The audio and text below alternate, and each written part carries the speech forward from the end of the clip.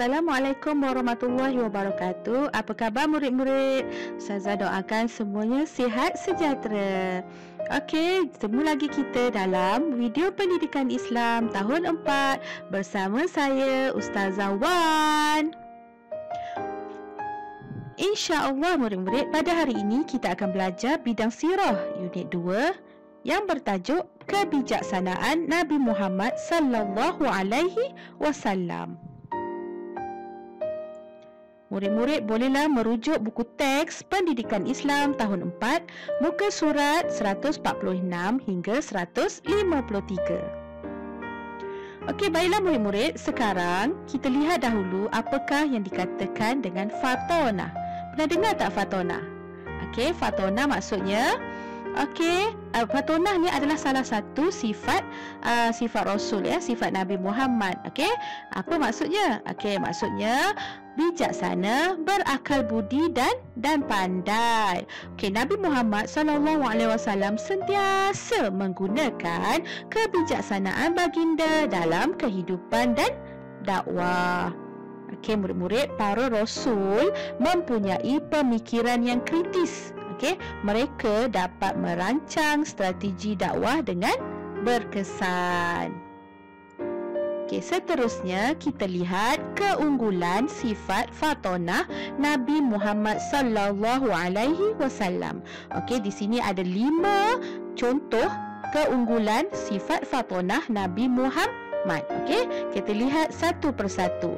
Okey, kita lihat keunggulan sifat fatonah Nabi Muhammad yang pertama. Okey, yang pertama, semasa peristiwa peletakan batu Hajarul Aswad. Okey, sebelum tu Ustazah nak cerita ringkas sikit tentang sebelum berlaku peletakan batu Hajarul Aswad ni. Okey, semasa Nabi Muhammad berumur 35 tahun. Okey, berumur 35 tahun, Mekah telah dilanda banjir besar. Okey, banjir itu telah menyebabkan dinding Kaabah runtuh. Bila dinding Kaabah runtuh, okey, batu Hajarul Aswad tadi telah berubah kedudukan. Okey, jadi penduduk kota Mekah, okey, bergotong royong membina semula dinding Kaabah yang runtuh tadi. Tetapi apabila siap je Kaabah tersebut, okey, berlaku pertelingkahan, berlaku perselisihan faham siapa yang sepatutnya meletakkan semula batu Hajarul Aswad tadi. Masing-masing ketua kabilah menyatakan mereka yang lebih berhak. Mereka berhak meletakkan batu Hajarul Aswad tadi. Jadi mereka pun bertengkar, bergaduh selama beberapa hari sehingga hampir menyebabkan berlakunya peperangan. Okey. Lepas tu kemudian mereka sebagai penyelesaian mereka bersepakat melantik orang yang pertama memasuki pintu Bani Syaibah akan menjadi hakim. Ditakdirkan Allah, orang yang pertama memasuki pintu itu ialah Nabi Muhammad yang terkenal dengan gelaran Al-Amin. Okey, Al-Amin, seorang yang jujur, yang amanah. Jadi Nabi Muhammad yang bijaksana membentangkan kain dan meletakkan Hajarul Aswad di tengah-tengah kain tersebut. Kemudian baginda Nabi Muhammad sallallahu alaihi wasallam mencadangkan agar setiap pembesar kabilah tadi memegang setiap bucu kain untuk meletakkan Hajarul Aswad di tempat asalnya. Okey, kain tu 4 segi, jadi pembesar tadi pegang setiap bucu. Bucu tu maksudnya hujung kain. Okey, tindakan tersebut dapat meleraikan pertelingkahan dalam kalangan kabilah Arab. Okey, nampak tak di sini sifat fatonah Nabi Muhammad tadi, kebijaksanaan Nabi Muhammad menyelesaikan isu tersebut. Okey, yang kedua, keunggulan sifat fatonah Nabi Muhammad semasa berhijrah. Okey, dalam strategi berhijrah Nabi Muhammad sallallahu alaihi wasallam, Nabi Muhammad nak berhijrah dari Mekah ke Madinah. Okey, Nabi Muhammad sallallahu alaihi wasallam tidak menggunakan jalan biasa yang digunakan oleh masyarakat Arab untuk berhijrah ke Madinah. Okey, baginda tak guna jalan biasa. Sebab apa? Sebab takut terserempak dengan kafir Quraisy. Okey, tapi Nabi Muhammad menggunakan jalan lain dengan bantuan Abdullah bin Uraikid, seorang yang bukan beragama Islam. Okey, seorang yang bukan beragama Islam. Walaupun Abdullah ni bukan beragama Islam, tetapi beliau membantu Nabi Muhammad berhijrah ke Madinah. Okey. Seterusnya, keunggulan sifat Fatonah Nabi Muhammad yang ketiga. Okey, Nabi Muhammad mempersaudarakan kaum Aus dan Khazraj, yang dikenali dengan nama Ansor. Okey, Ansor. Aus dan Khazraj itu Ansor. Okey. Okey, mempersaudarakan kaum Aus dan Khazraj. Okey, kita tengok kat sini. Setelah berhijrah, Nabi Muhammad sallallahu alaihi wasallam mempersaudarakan kaum Muhajirin dan Ansor. Ansor tadi kan Aus dan Khazraj tadi. Tindakan Nabi Muhammad sallallahu alaihi wasallam itu menjadikan semua kaum muslimin bersatu padu dan digeruni oleh musuh. Jadi ramailah, jadi sebab mereka bersatu padu kan. Macam Muhajirin ni ialah orang penduduk Mekah yang berhijrah ke Madinah bersama-sama dengan Nabi Muhammad. Manakala Ansor tadi adalah penduduk Madinah. Okey. Seterusnya, keunggulan sifat Nabi Muhammad yang keempat, membentuk piagam Madinah. Okey, Nabi Muhammad dengan kebijaksanaan baginda telah membentuk piagam Madinah. Okey, apabila Nabi Muhammad sampai di Madinah, Nabi Muhammad mewujudkan piagam Madinah yang mengandungi prinsip penting hubungan penduduk Madinah. Okey, piagam ni bermaksud perlembagaan, okey, ataupun perjanjian. Perjanjian yang dibuat oleh Rasulullah. Perjanjian ni, piagam Madinah ni telah dipersetujui oleh semua golongan di Madinah, tidak kira Islam ataupun Yahudi. Murid-murid tahu piagam Madinah ini merupakan piagam bertulis pertama di dunia. Piagam yang dibuat oleh Rasulullah sallallahu alaihi wasallam ini, iaitu piagam Madinah ni, merupakan piagam bertulis perlembagaan bertulis yang pertama di dunia. Okey, seterusnya, keunggulan sifat Fatonah Nabi yang kelima. Okey, kebijaksanaan baginda sebagai seorang usahawan yang unggul. Okey, Rasulullah sallallahu alaihi wasallam merupakan usahawan yang berjaya. Baginda diamanahkan menguruskan perniagaan milik Sayyidatina Khadijah. Sayyidatina Khadijah ni seorang saudagar, okey, seorang ahli perniagaan yang terkenal. Okey, dengan kebijaksanaan dan kejujuran Nabi Muhammad ni dalam perniagaan, baginda memperoleh keuntungan yang lebih berbanding usahawan yang lain. Okey, bila kita jujur, kita akan dapat keuntungan yang lebih. Okey, murid-murid, seterusnya. Tadi kita dah tengok kan contoh-contoh Nabi Muhammad,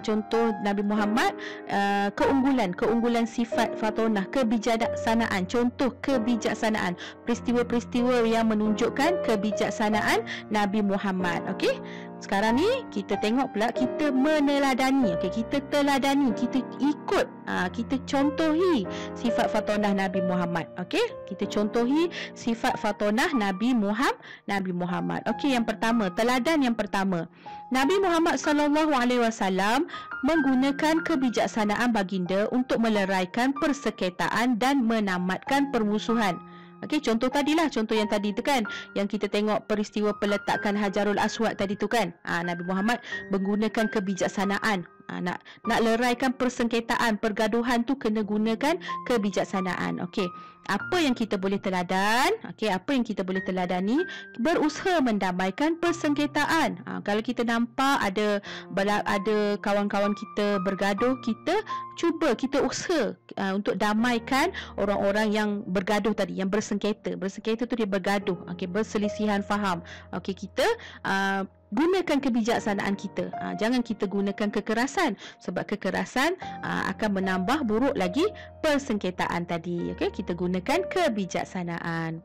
Okey, teladan yang kedua, Nabi Muhammad sallallahu alaihi wasallam berdikari dan jujur dalam setiap pekerjaan yang dilakukan. Okey, Nabi Muhammad sallallahu alaihi wasallam berdikari. Dia buat kerja, berusaha sendiri dan jujur dalam setiap pekerjaan yang dilakukan. Okey, apa yang kita boleh teladani dia? Nabi Muhammad tadi merancang sesuatu dengan teliti sebelum melakukan pekerjaan dan tugasan. Kita kena rancang dulu. Rancang sebelum kita nak buat sesuatu, kita kena rancang. Bila kita rancang barulah kita berjaya. Rancang strategi yang macam mana kita nak guna. Tak kiralah sama ada dalam pelajaran, dalam kita nak perlawanan, contoh macam perlawanan bola sepak contohnya kan. Kita mesti ada strategi, kita atur strategi barulah boleh berjaya. Okey. Seterusnya kita teladani lagi. Apa teladan yang kita boleh ikut? Nabi Muhammad sallallahu alaihi wasallam mengukuhkan kesatuan kaum muslimin dan menjadikan mereka bersaudara. Okey, Nabi Muhammad sallallahu alaihi wasallam mengukuhkan kesatuan kaum muslimin dan menjadikan mereka bersaudara. Okey, apa yang kita boleh teladani, kita contohi? Utamakan perpaduan dan kesepakatan. Kita kena utamakan perpaduan, bersatu padulah, bersepakat. Contoh dalam kelas pun, kita nak buat sesuatu kena ada sepakat. Kata sepakat mesti bersama-sama. Barulah sesuatu pekerjaan ataupun sesuatu perkara yang kita nak buat tu akan berjalan dengan lancar. Okey. Seterusnya, teladan yang seterusnya, Nabi Muhammad SAW menetapkan peraturan agar hidup sentiasa harmoni dan teratur. Nabi Muhammad SAW menetapkan peraturan agar hidup sentiasa harmoni dan teratur. Yang tadi kan Nabi Muhammad dia membuat Piagam Madinah tadi kan. Okey, apa yang kita boleh teladani?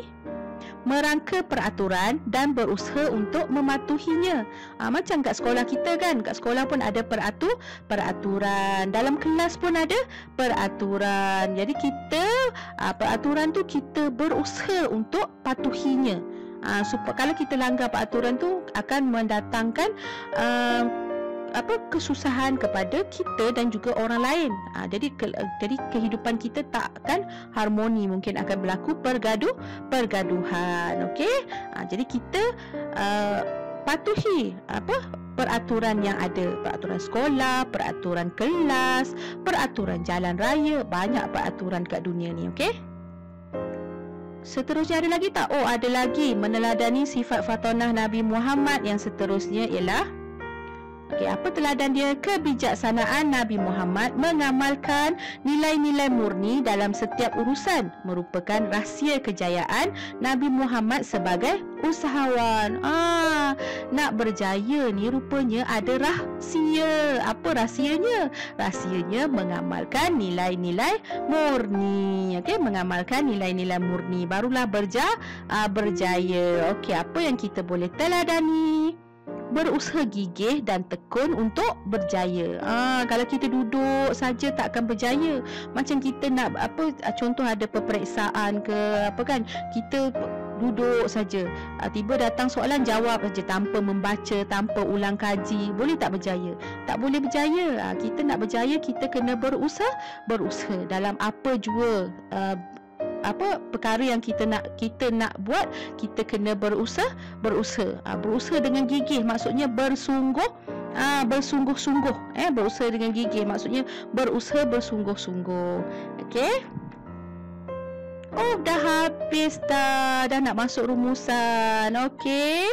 Jadi marilah kita teladani kecerdikan dan kebijaksanaan Nabi Muhammad untuk tujuan kebaikan. Okey, kecerdikan, kebijaksanaan tu, akal fikiran kita tu kita gunakan untuk tujuan kebaikan, untuk diri kita, untuk orang lain, untuk agama dan juga negara kita. Okey. Oh, sekian dulu. Terima kasih kerana sudi menonton video Ustazah. Jangan lupa ya, subscribe. Kat mana nak subscribe tu? Tu. Butang merah tu, butang merah tu. Kalau butang subscribe tu masih berwarna merah, tekan. Okey, sehingga dia bertukar menjadi kelabu. Kemudian tekan. Okey, kemudian komenlah sikit. Okey, like dan share kepada kawan-kawan. Okey, jumpa lagi. Terima kasih. Assalamualaikum.